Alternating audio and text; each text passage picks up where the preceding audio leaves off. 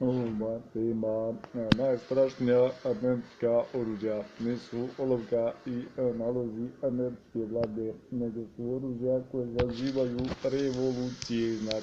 revolucije, znači postoje u obliku novina, u obliku TV filmova, u obliku radio postaja, u obliku satelita. Znači, najstrašnija američka oružja su ona koje zazivaju revolucije i krvave ratove.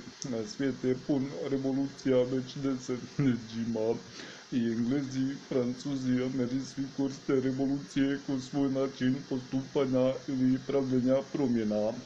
I Evropa isto sklona revolucijama i to previše, kod da se svi Evropljani toliko drogiraju, drugo im izbušila rupe u mozgu.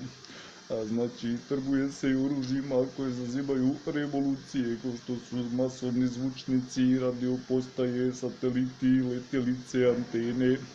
Znači, antene su dosta da izazovu revoluciju, sateliti, radio postaje, novine i filmovi i nalozi američke vlade. Sve to dosta da uzrokuje revoluciju. Američka vojska i CIA su u stanju proizvesti najveće revolucije na svijetu koje su ikad postojali.